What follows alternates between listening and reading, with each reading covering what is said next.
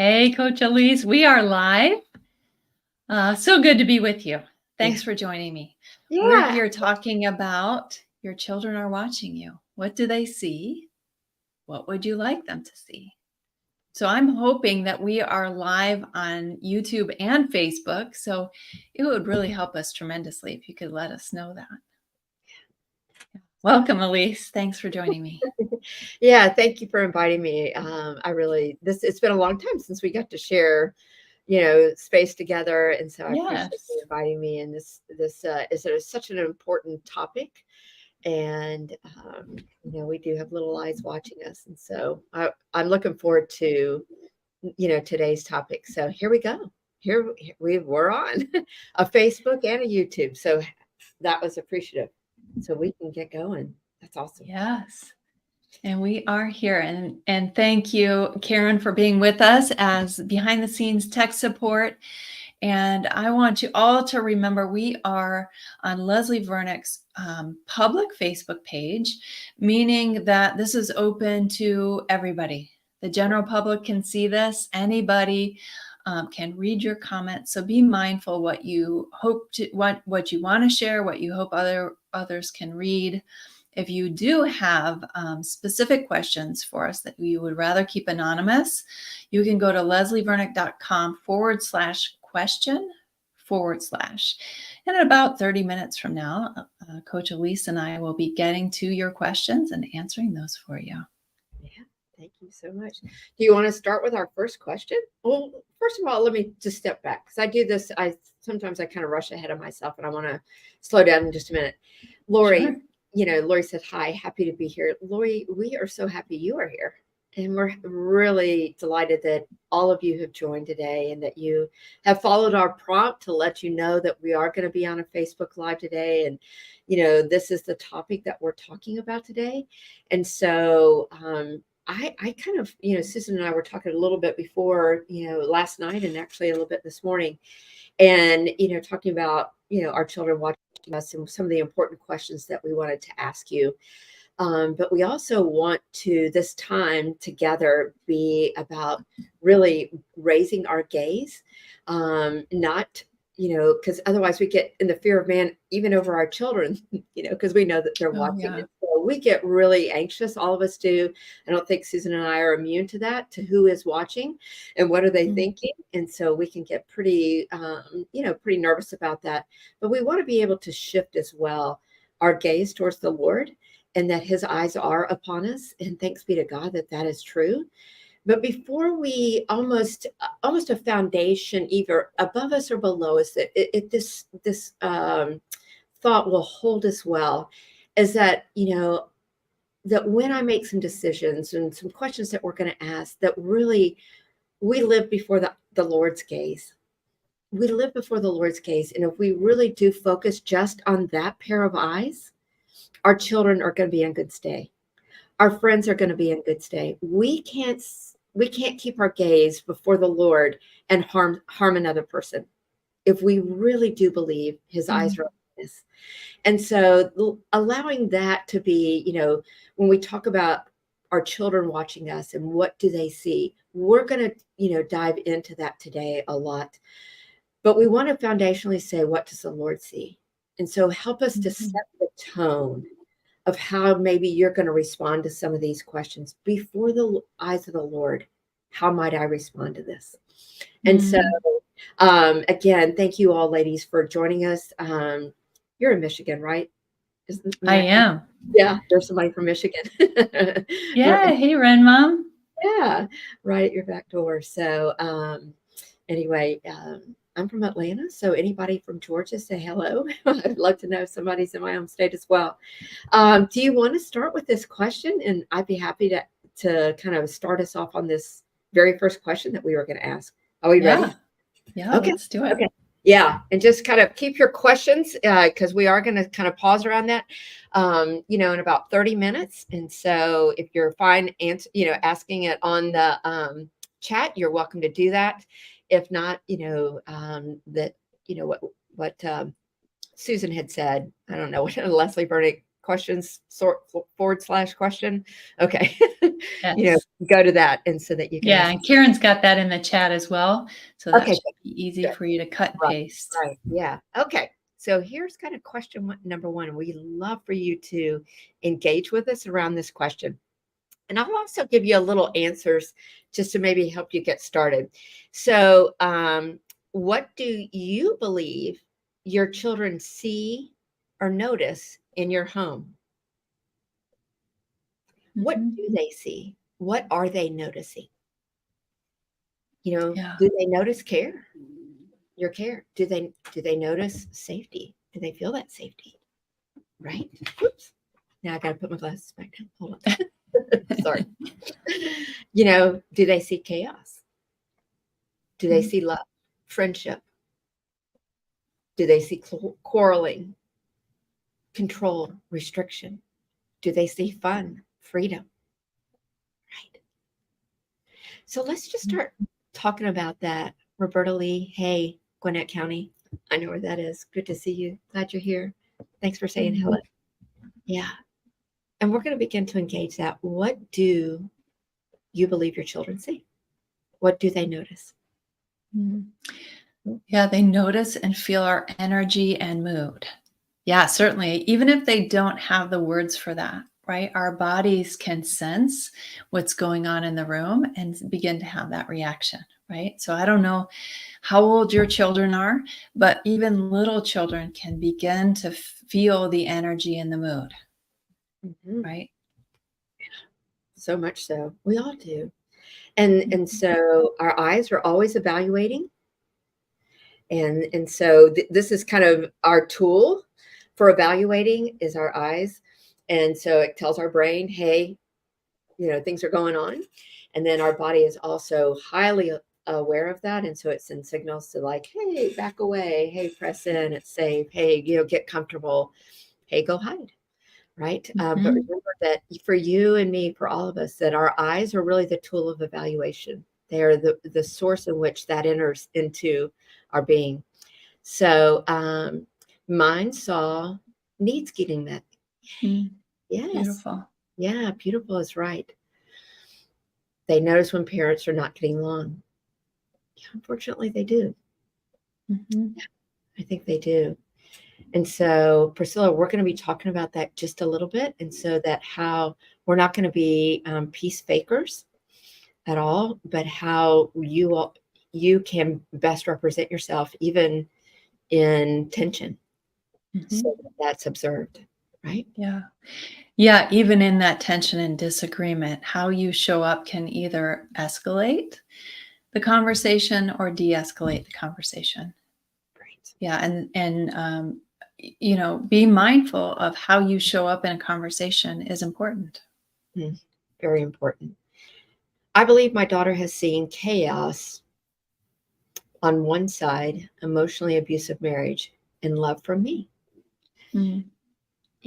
And Susan, maybe if you can share, and you're welcome to use kind of some of the information I shared last night. But I loved your response to kind of when I was sharing a little bit of that same situation in my home, that I saw some volatility or kind of some loud, one of my parents being loud and one of them being safer or more calm or more steady. Mhm. You shared some comments around that. Um, Yeah, and I think it's really important to realize. I know we can get really anxious about these things going on in the home and maybe looking for the ideal or perfecting our experience for our kids, and right, remembering that what kids need is a secure connection with one parent, right? They do need one good parent.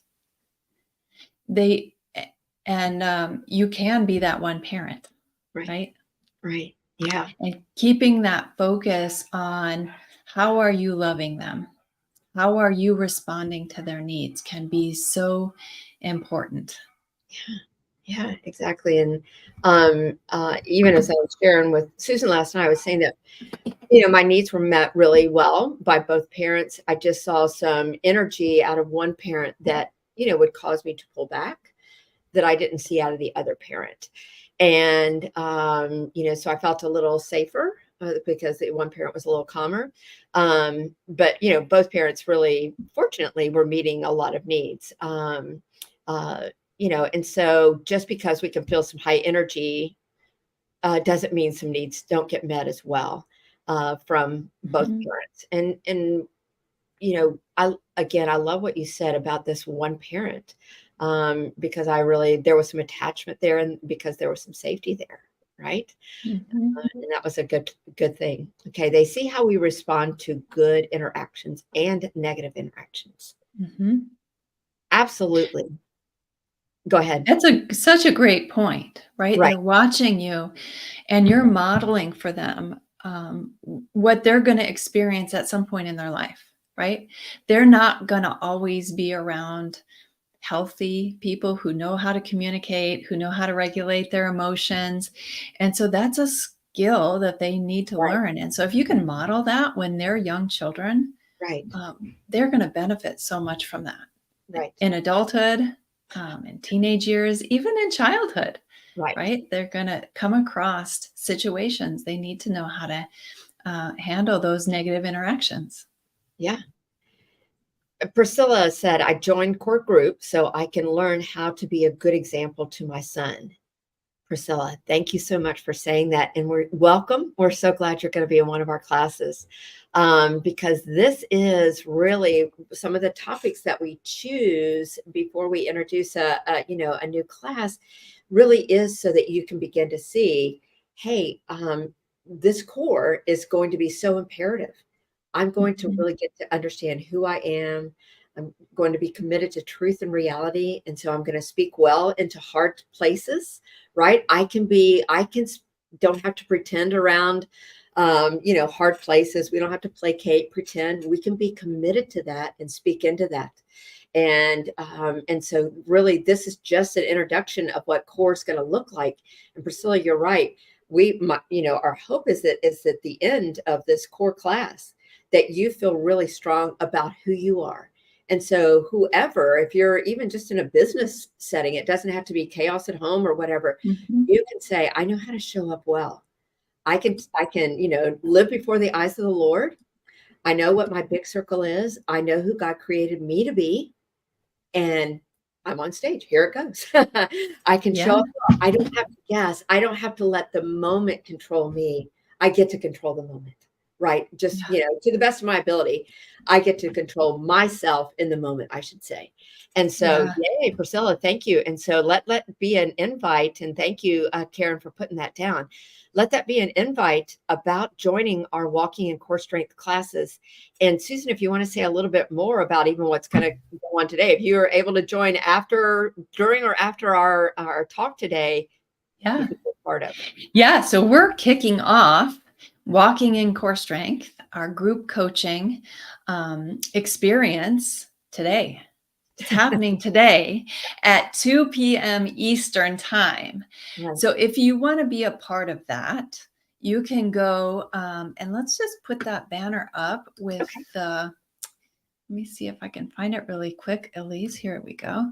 Yeah. If you want to join us for that kickoff call and you want to be a part of this group coaching experience that lasts for 3 months, every other week, 90 minutes, with maximum of 15 other women and Mm-hmm. one coach. Mm-hmm. You can be a part of Leslie's teaching today, where we kick that off. We start to meet the group members who've already joined, Right. and we start to dive into some of the content today. Leslie has a beautiful handout for today. I know she's prepared teaching, and Mm-hmm. I always get excited to hear Leslie teach. It's always beneficial to me every time, right?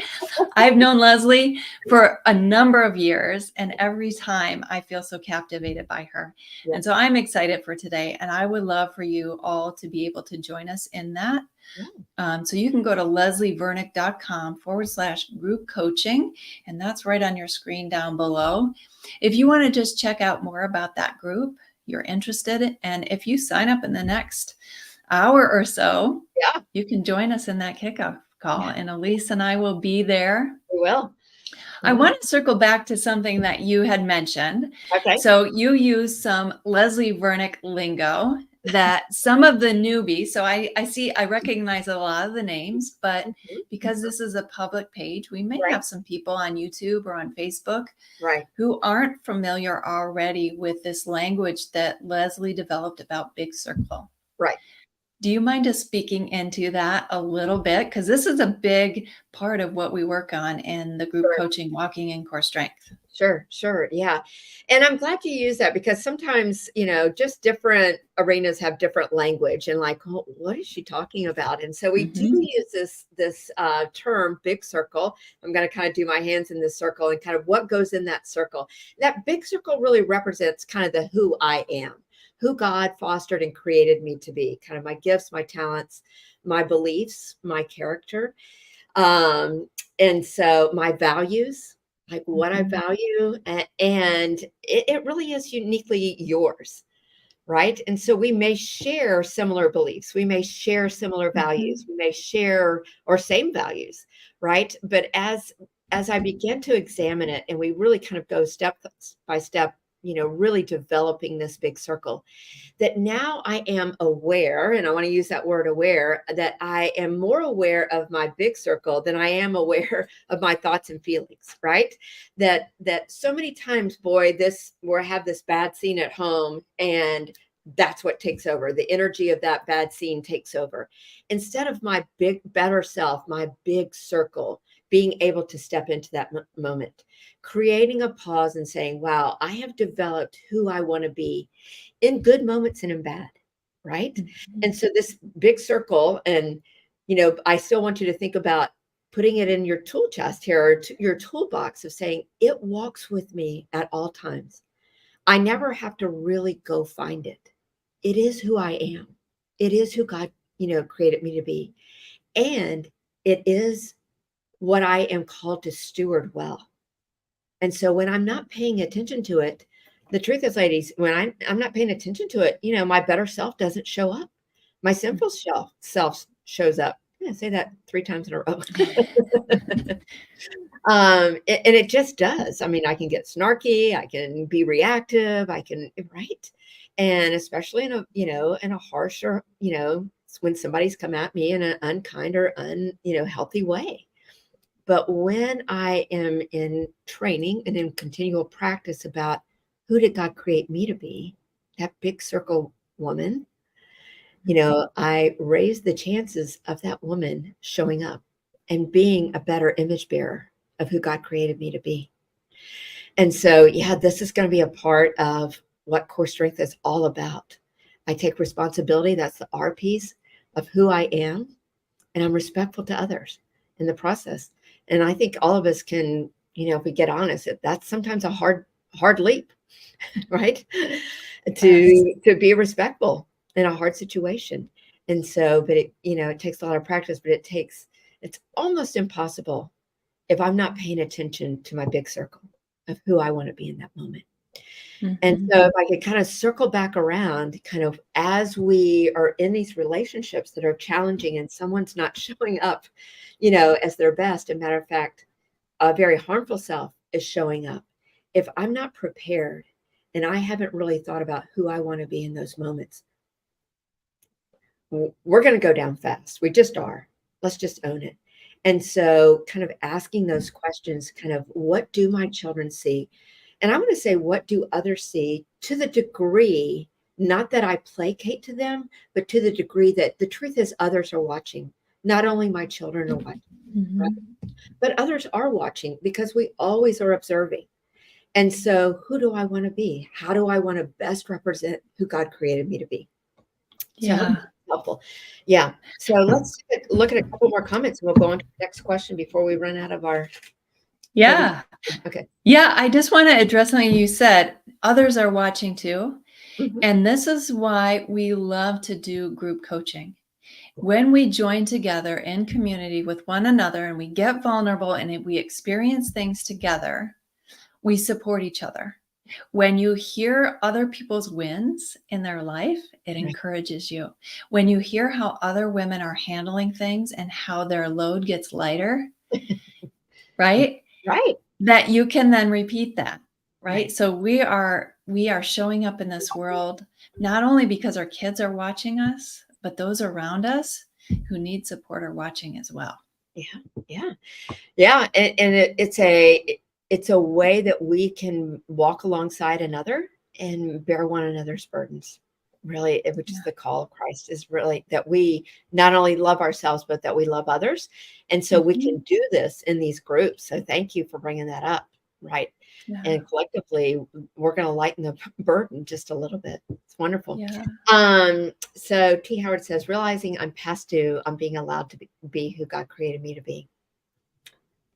What a great awareness, right? I hope is that did invoke some awareness for all of us to say, hey, I am an image bearer. I have a responsibility to bear God's image well. Because why? My children are watching, others are watching, and I'm not going to be afraid of that. It's going to be a joy because he has equipped me. It's my job to know how he's equipped me. Let's go on to this question too. So kind of knowing that our children do watch. My apologies here. Okay. So we're going to go from what they may be experiencing in the home. And some of you said kind of some chaos, they see volatility, they experience this. So I want to focus now on you, ladies, that what do you currently believe your children see or notice about you specifically? Okay. Yeah. So let's get some feedback. And, as I was sharing just a little bit earlier, I noticed that one parent was louder. I tended to tense up a little bit around that one parent, and one parent was just calmer. And I was a little bit more at peace around that. And I could go on and not negative versus positive. But what we want to say is, what do you believe your children are noticing about you specifically? This is a hard one. So it is. Yeah. But I think it's an important one, and one we don't often think about. Yeah. Right. And taking this time to pause and reflect on, what is it? How would my children describe me? What do they notice about me? Right. They're going to tell you. Know I'm here for them. What's that? I said they're going to tell their therapist one day. So yes, exactly. We hear it. Go ahead. One was calmer and wiser. Mm-hmm. Oh, T. Howard saying, always trying to win the abuser's love. Yeah, they may see that kind of anxious desire to attach to somebody who is not prepared to attach with you, right? And so that may be what you're talking about, is that overdoing, and maybe that anxiousness that comes when you're not securely attached to somebody. Yeah, these are great comments, ladies. Thank you so much. I worry she seems stressed, on edge, and always rushing. Yeah. And the beautiful part, Brianna, is that you have the ability to choose differently. If my children are watching, what do I want them to see? So that's a good question too, Elise. Yeah. What do I want them to see? Yeah. Yeah. That's my next question. Yeah. Yeah. Yeah. So somebody said they noticed that I'm a follower of Jesus, but then otherwise I'm sad. They may notice that as well. One parent is always difficult and harsh. What do they notice about you? Right. I'm overdoing. I'm attentive during homeschool. When it's playtime, I'm always busy and not able to sit and play. Yeah. And then, I would say 88. So even starting today, you have a choice to make if you want to do something different about that, right? It's not dependent on another. It's not dependent on whether our spouse shows up or our children do ask us to play or whatever. But if you believe they notice that you're present here but not present there, and that you would like to do something about it, today's the day that we can make maybe one step towards that. My daughter once said, my mom is a single mom. Interesting. Yeah, so she notices you as a single mom, whether you are or not, right? Mhm. What do I want my kids to see about me? Thanks, Karen. I appreciate that. When my daughter was 4, if she saw me crying, she would get in my face and hold my cheeks and say, Mommy, remember, I was made for you. Mm-mm. She saw your So tears. precious. I know. She saw your sadness and got to I'm comfort. trying to comfort you. Beautiful. Yeah, thank you. Ladies, let's take one more minute then and move on to our next question. So, what do they notice in the home? What do they notice about you? And then, as much as it depends on you, what would you want your children to notice about you? What would you want them to notice? Right? That you are calm, or that you aren't always busy, that you can be playful, right? That you don't placate to an abuser, that you are a strong woman, Mhm. that you are a woman of safety, a woman of strength, right? You delight in the thought of the future. Mm. My adult Yeah. son had seen my husband belittle, disrespect, and mock me. Then I react by crying, getting emotionally dysregulated, and walk away in defeat. Diane, I'm sorry. Mhm.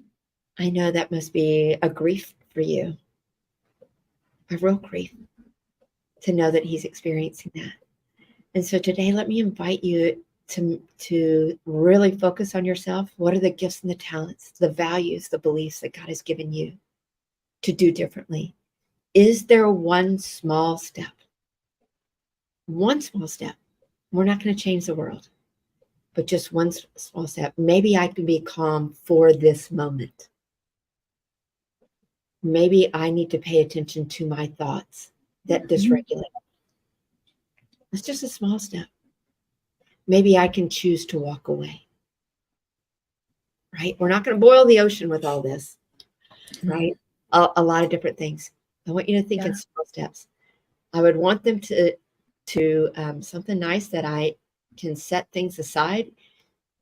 Use assertive, yay, yet friendly tones when my spouse gets upset over the mess. Yeah, that we can be assertive. We don't want to be aggressive. Aggressive says you're going down. You know, Mhm. passive Yeah. says I'm going down. Assertive says I'm going to show up. Go ahead. Yeah. I was just going to circle back to what you were saying about this small step, right? Okay. So it's not about solving their overall problem, but when we're talking about small steps, and this is something that we step into in a big way in the coaching group, but Mhm. since we're here today, when we get emotionally dysregulated, we do get reactive, and then we behave in ways that we're not proud of, Mhm. right? And we don't show up as our best self. Right. We are showing up based on our feelings and maybe our thoughts, right? And Mhm. so part of what we would do in the coaching group is, what are you thinking about yourself that's causing you to feel that sad and cry and get dysregulated? And Mhm. what are the things you could do for yourself to begin regulating? Right. And step one for me is always taking a breath, pausing, and noticing what it feels like to be dysregulated. Mhm. That I am all of a sudden stepping out of my big circle self and stepping into my feelings, Right. right? Right. And that I'm becoming my feelings. And Leslie always says, I am aware of my feelings, but I am Right. not my feelings, Right. right? And that pause and that breath helps to remind me I can regulate and I can create a response based on who I want to be as a person. I can use my character traits and my ideals, my values to help me respond in a way that I'm going to feel good about, feel proud about. Mhm. Mhm. So there are a lot more tools that we can use to regulate, and we're going to be teaching some of those in Walking in Core Strength. But Yep. just to give you a little something, because you may be at a loss. What Mhm. do I even do? What do Mhm. I even do? Mhm. So, that 4x4 breathing, or box breathing, some people call it. Mhm. Let's do it. Breathing in for 4 counts, pausing for 4 counts, breathing out for 4 counts, and pausing again for 4 counts. And so it becomes like a 4 count little box. Mm. And just doing a couple cycles of that can send the message to your brain that you're not in danger. Right. You don't need those fight or flight chemicals, and that you can calm yourself, which helps you tremendously in coming up with the response that you want rather than a reactive response based on what your feelings think you need. Right. Right. Thank you, Susan, so much for sharing that. Yeah. I hope this is appropriate, but I'd love to share, if you would, kind of as you have developed this, and it can be a little bit fluid, but as you've developed your, big circle words, what are the 3 words that you feel like resonate to you best and that are your go-tos? Yeah, so whenever we start a new walking in core strength group, Yeah. I always challenge myself with new words. So I will do that this year as well. I haven't quite gotten here, but some of my go-tos recently are being present, Mm-hmm. being vibrant, being Mm, encouraging. I love I'll that. stop at 3. I have a long list of words. And so what I'm working on in the moment, right, changes. And Right. I start to build strength in certain words, right? Yeah. Yeah. How about you, for you, Elise? Yeah. What surfaces for you? Um, well, my number one word, and like you, occasionally it's, I rotate some words in and out, but very attuned to that. My number one word is calm, is Calm. that I get myself calm. Otherwise, I can't think of what number 2 word is, or number 3 word is, or number 4 word is. I just simply can't. I'm too dysregulated in the moment, and all I want to do is, react. And so I really want to be a woman that's able to respond in the moment. And so one of my number one word is calm. Some other words that I've used is discerning. So I get to discern. I want to stop and be able to notice what's going on, so that the words that I say, or how I present next, will be wise. And that's the other word that I use, is wisdom, wise and discerning. Like, sometimes it's not the right time to speak or get into, all that's, boiling up in your tummy, right? Sometimes it's better less said. But unless I can calm myself down, that's not going to happen. And so, and I think, for me personally, I think it's true for most of us. I really don't like to be reactive, even though I can be. And so I want to have fewer regrets. And so getting myself calmed down to think about what I want to say and how I want to best represent myself the next place is my number one. So, and it can be anybody else's number one, and so being vibrant, I loved that. And that is you. That's so you. Oh, thank Being you, vibrant. Elise. Yeah, that absolutely shows up. So we're kind of at the time a little bit. I would like to do one more little exercise, if I can. Just one Sure. more kind of question, because I think I would love, ladies, to shift this a little bit for you, because it's so easy in these destructive relationships to be so focused on your spouse, and actually even think about, when we see character flaws that we see in our spouse show up in our children, to begin to blame our spouse. Oh, well, my children, my daughters observed something, and of course now she's adopted it. That can have some truth, but we also know that even without that influence, or out that present, our children are sinners, and bad things are going to show up, right? Yes. That they don't have to have a lying father to know how to lie. They don't have Yes. to have a sassy dad or an irresponsible dad to be irresponsible, right? Yeah. That they actually, it's not genetically predisposed that once somebody's irresponsible, that's going to actually, genetically show up in your children, other than sin, right? That some of, our negative traits will appear in our children because we are sinners, right? Yes. But it's our job as parents, to parent them away from that to the best of our ability. And Yeah. so we don't have to teach our children to lie. We have to teach them not to lie. They're born liars. They weren't born good. And I learned that lesson when my daughter was little. So true.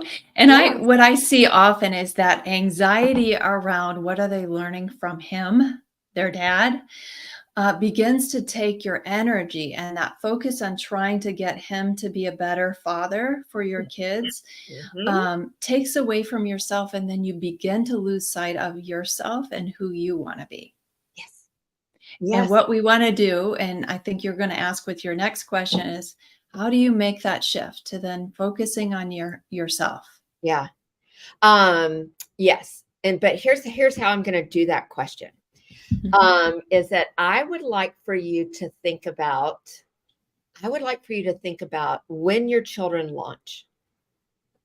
When your children, Susan's children are launched, my children are launched, my grandchildren are on their way to being launched. So, but when your children are launched, I want you to kind of begin, it's a phrase, begin with the end in mind. One day they will exit the home.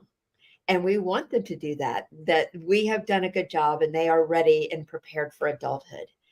But as much as it depends on you, and it doesn't totally depend on you, it depends a lot on them as well.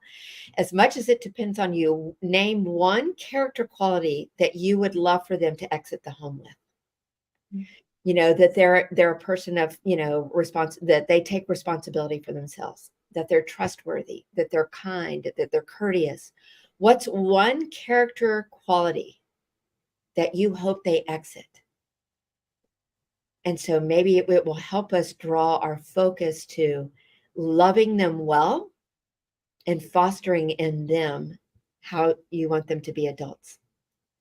Because the world is getting influenced differently, and it may be within our home is getting influenced differently, but we have power and ability to influence. How are we going to influence? So we wrote it down. As much as it depends on me, what's that one character quality that forgiving? I love that. Self-disciplined also. Okay. And self-discipline. Secure. Great words. Big words. Big words. Mm-hmm. Right? Men of integrity. You bet.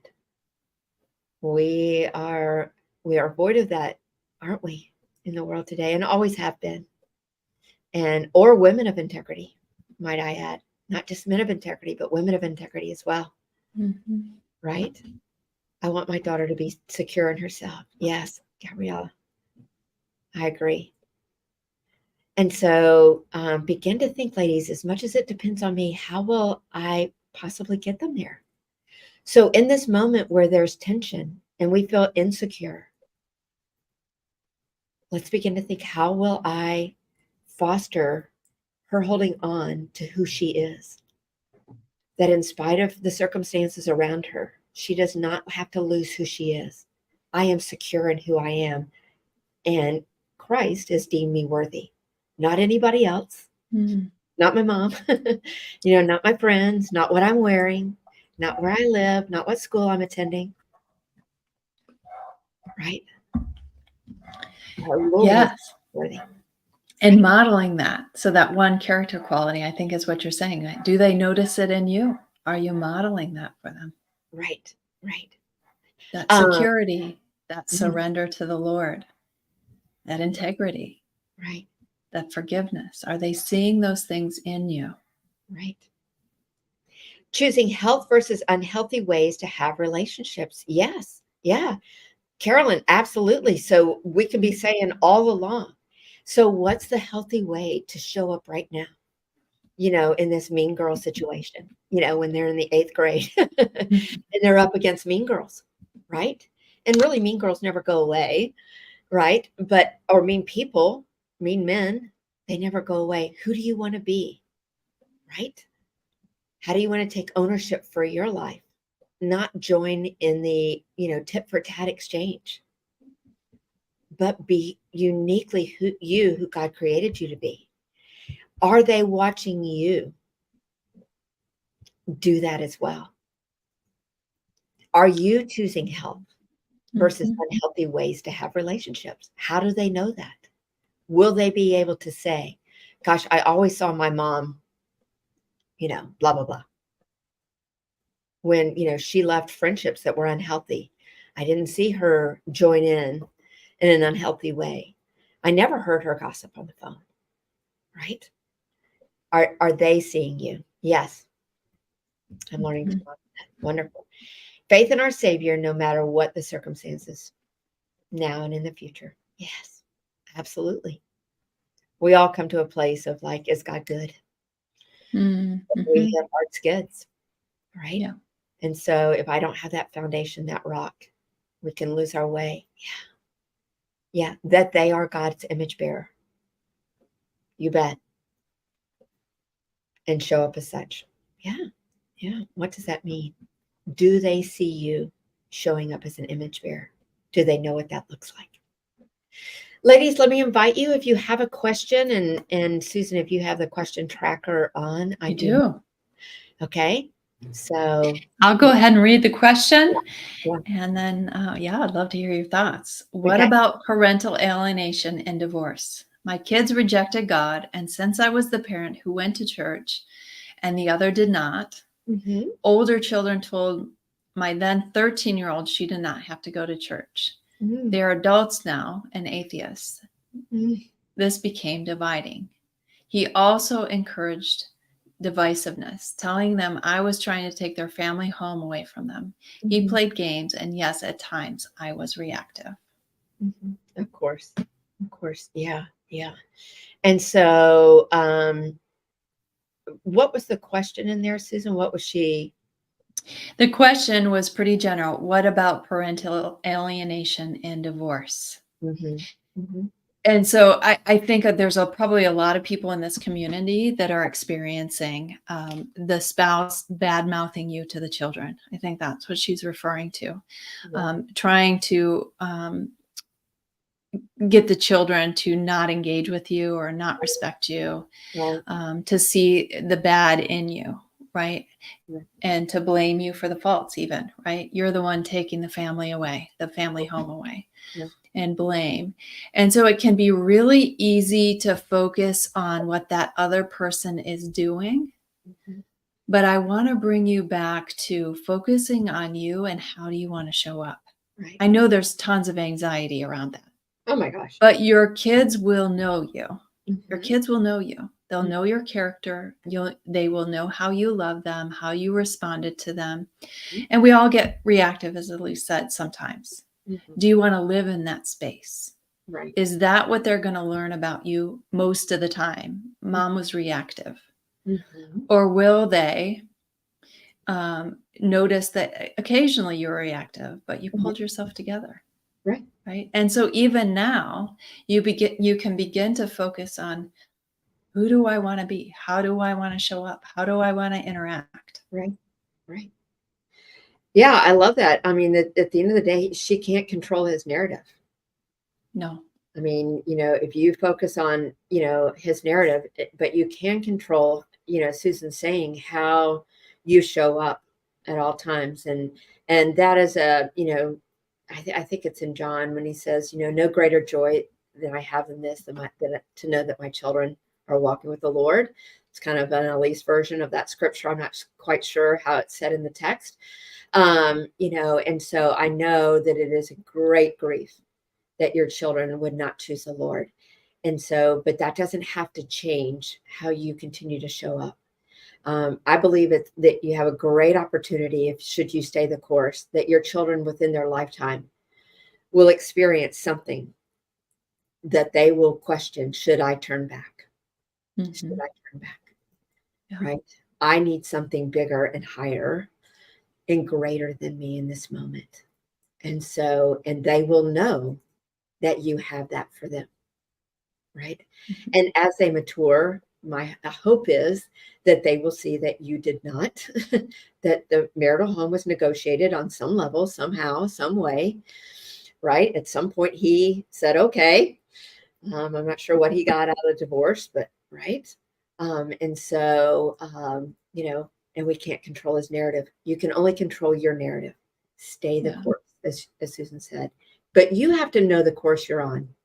Otherwise, it's so easy, just as Susan said. I mean, these things are coming at us and they're scaring us to death. And, how do we, we want to know how to respond, but we get reactive to those things. Like one more thing, can we believe it that someone's pulling off? Man, we get it. We so get it. Yeah. And this is why core strength is so imperative. Without this internal strength, we can't bring it externally, right? We're just going to let the externals, tear us down instead of saying, no, I don't like what I'm getting, but I can respond in a healthy way to it. Mm-hmm. Stand up. Yeah. And if you live your life in the beauty of what Christ brings and what it means to be a Christian, they will eventually see that, like Coach Alicia's saying, is they're going to want that the joy, the clarity, releasing that heavy burden, right? Giving part of that yoke and joining with Christ, is if they see that in you, it becomes desirable. But if you try to force it on them, Right. I think they're going to dig in their heels and feel more resistance. Right. Because in our best relationships, we have to allow freedom. If we want healthy relationships, freedom has to be a part of that. Right. And they are free to be who they want and choose what they want. Right. And so really circling back to, how do you want to show up? What do you want to be modeling for them? Right. Right. How do you want them to see you? Exactly. And the hard piece is that God has given them that freedom to choose him. Yeah. And so we just remain in prayer for them that they will choose the Lord at some point. But we grieve with you. There's absolutely. Yeah. So true. It makes a difference for everyone. What other question? Do we have any other questions? Yeah, we do. Okay. How do I encourage my kids to go to therapy? Well, I think she said it. You encourage them. That's it. Yeah. I mean, that's kind of an easy answer. You can encourage them. I think you can also be curious with them. What do you think it might be like if you sat in front of someone that you really felt safe with, that kind of what you were saying was in the four walls of that, of that story, that safety, was there, and that she was on your side at all times, right? And that she was guiding you, walking you through that, or he, right? And so also I might be curious in why they don't want to choose that, right? Kind of speaking to this resistance. Like I've suggested therapy 2 or 3 times, but you don't seem to want to go there. Kind of share with me what's up. Mm-hmm. So why would you not want to choose that? And you don't want to say it in a tone that's like, why do why do you want to choose that? But, kind of share with me why that's not a good idea for you right now. Right. So that you're available. And as you just said, that they have the freedom to choose that. Right. Maybe they're just afraid. I don't know what the ages are of, who you're suggesting, therapy with. But, could you bring a friend? Would you go if a friend sat in a waiting room and was right there with you? Right.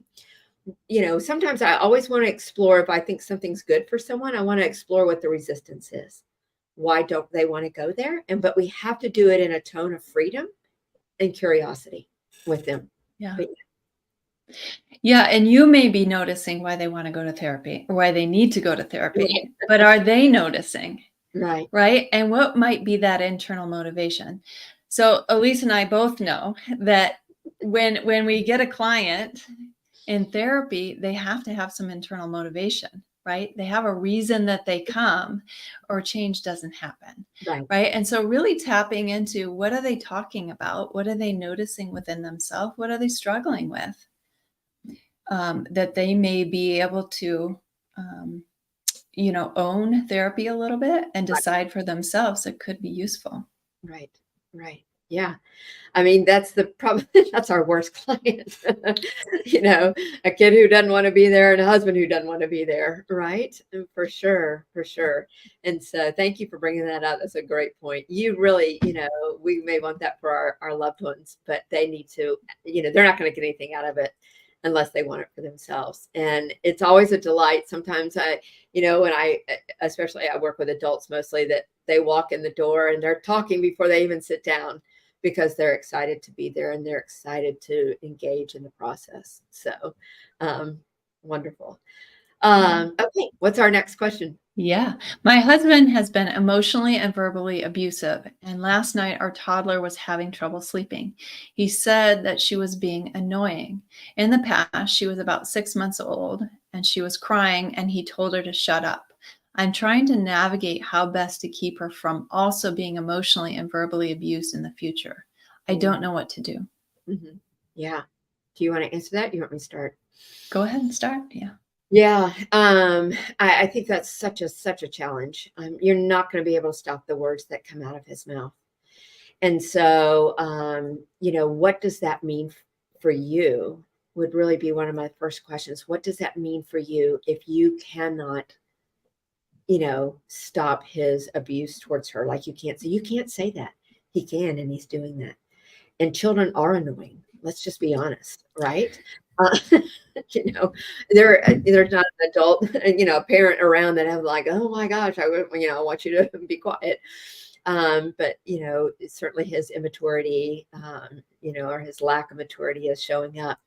And so, how do you want to show up? Let's shift back to that. As much as it depends on you, can you invite him to, if he's annoyed, can he step away? Right? Mhm. How does he manage? Can you invite him to manage himself because she hears his words? You know, Mhm. and how important that you feel that it is because she does hear his words. She may not at 6 months, but she can probably feel the tension even at 6 months. You know, Yeah. so and certainly you, mom, are feeling his tension. And so, maybe a suggestion might be, can you ask him if he gets that annoyed, could he step away so that the best part of him could show up for her? Mhm. Yeah, really tapping into how does he want to show up, asking those questions. I don't know what kind of relationship you have with him or how willing he'd be to entertain that kind of question, but it Right, certainly is a good one.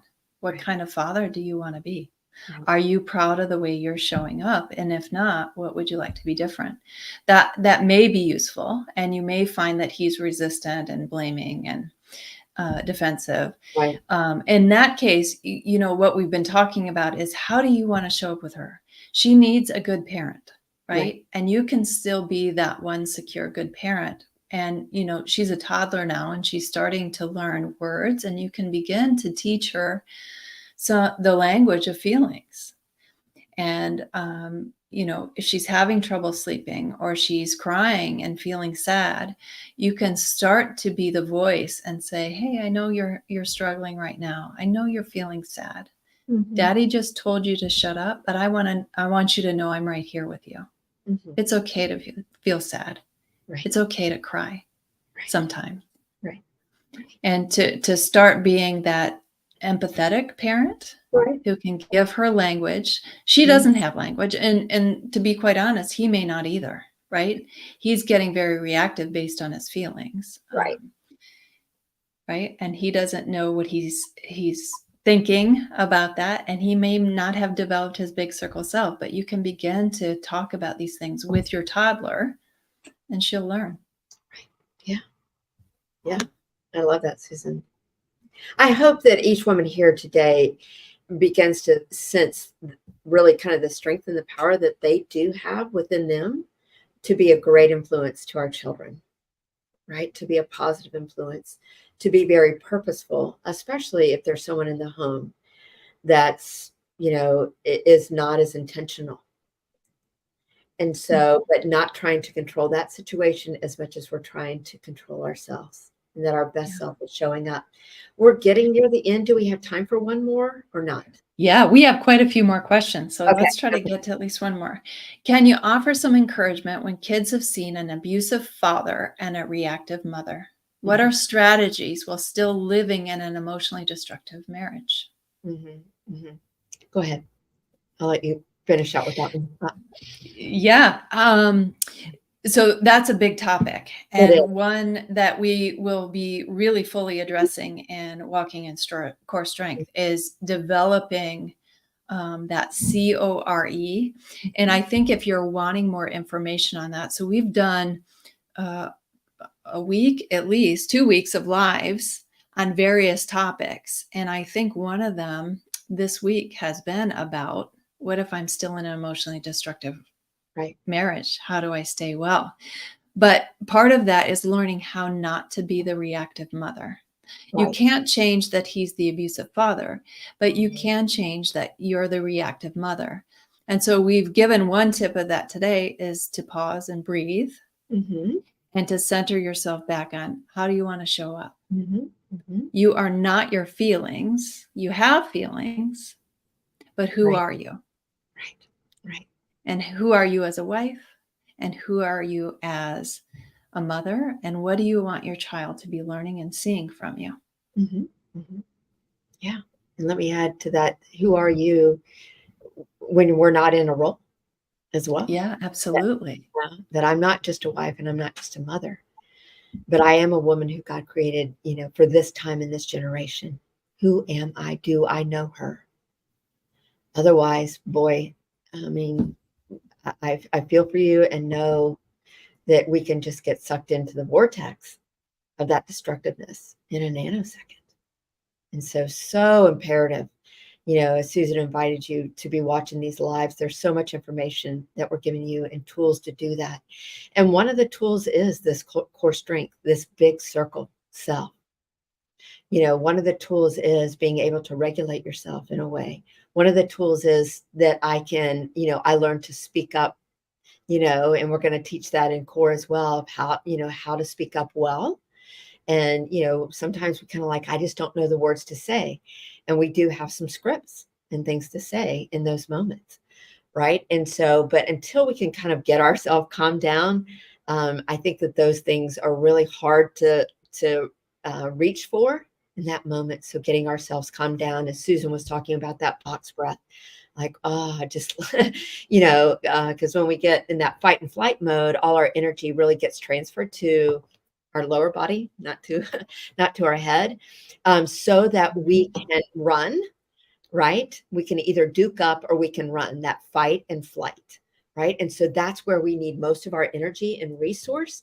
And so when we get calmed down, we kind of say, the energy kind of bounces back out, or our blood rises, so to speak, again to our brain, and we're able to think. And that's why it's so imperative that calm is one of your tools, that I can get myself calmed down. Even if I walk out, walk back in, whatever I need to do, whatever I need to tell myself. And sometimes that takes a long time. Sometimes that doesn't take so long, right? Maybe you need to pull the car over for 5 minutes. Maybe you need to just go take a bathroom break for, 2 seconds, whatever it is, noticing yourself first to get calmed down in that moment. And then how do I need to show up, and what tools do I need to use? Yeah. Show up as my best self. I want to address this one more question because I think it speaks to the group itself. So it says, I have a 1-year membership. So do I still need to sign up to be a part of Core Strength program starting soon? And how do I take part? So I think the 1-year membership you may be talking about is our Conquer program, which is not accepting new members right now, but it sounds like you may be a current member, and that's a fantastic program. It is an education and support group, and there are thousands of women in that. What we're talking about is walking in Core Strength. It's a very specific curriculum that helps you learn about yourself, who you are, that big circle of self, but also the acronym CORE. We dive into each one of those steps in depth in this course. And it's a 3-month, every other week for 90 minutes, one coach, 15 women tops, right? We meet on Zoom. You have the curriculum for life. You have the Zoom recordings for life. So if you need to miss a class, you still have that recording, but it is meant for you to have an experience. So we do role play. Elise said there are scripts. There are scripts in the curriculum, but also we practice those scripts. Yeah. And we deal with your specific situations to help you establish boundaries, be assertive in your communication, how to not enable, but still have empathy. We talk about your specific situations so that you get to practice that. So that is not part of what you do in the Conquer memberships. Totally different. Right. Let me kind of real quickly, there's, I don't want to, kind of put out too much, but I think of, kind of the program as a whole, kind of in this triangle shape a little bit. And one, we do lives, podcast, you know, uh, blogs, all kind of things, pretty much for free. Mhm. There's just this wide net of things that we offer to the public at large for free, for 100% free. The next level up, which was just a small fee in this membership that Susan is talking about, our Conquer membership, which is a wonderful support group, and that's explained even in our chat. And the next level up is our classes, and Core is one of our classes. It's separate from Conquer, it's separate from Lives, it's separate from the things that we offer for free. It is it's a fee-based class. And so, as we kind of go up this triangle, so to speak, it's a more intimate group. We talk about the population at large, as anybody can be participating, right? As we go to our membership, we kind of shrink how many people are in that. It's a little more intimate group. As we go up, these classes are even more intimate, more focus on yourself, and you can, work through that. We have classes going year round. This is just one of the classes that's coming up. It's called Walking in Core Strength. And then the very top level is our one-on-one coaching, which we offer as well. And that's, just depending on the level of intimacy you need to support yourself and who God created you to be and who you want to be. And, we offer, in a sense, every level. Walking in Core Strength is going to be our class level where it really does get intimate, this 15-1, but it is a fee-based class, but it is a curriculum-based, time as well. So yeah, cool. We hope that you Awesome. join. Yeah. We do. Because there's a lot going on. There is so much going on, but I hope that feels kind of clear. And so when we're talking about Walking in Core Strength, that is one of our classes. And we love for our Conquer ladies to be in this class as for more support. Absolutely. So I think it's time we need to kind of step off. We said we're going to keep ours pretty tight to one. We both have clients. So we'd love to do that. Thank you, ladies, so much for joining us. Please come join Core Strength. There are classes every single day of the week, I think, except for Friday, right? Morning, noon, and night. And so there is a time and a time slot for all of you to join. If you join right after this live, we want to be able to get you into kind of an opening that we're doing beginning at 2 Eastern time. Is that right, 2? I think that's right. 2 to 3:30. Where Leslie is going to be doing a live teaching around it. Certainly all the coaches will be on to support as well. And we're going to break out to some small groups. It's really going to be a really super intimate time. Please come join us if you already haven't joined. Thank you. Yeah. Thanks for being here. Thank you, Elise. And hopefully we'll see y'all soon. Yeah. Take care, my friends. Bye-bye.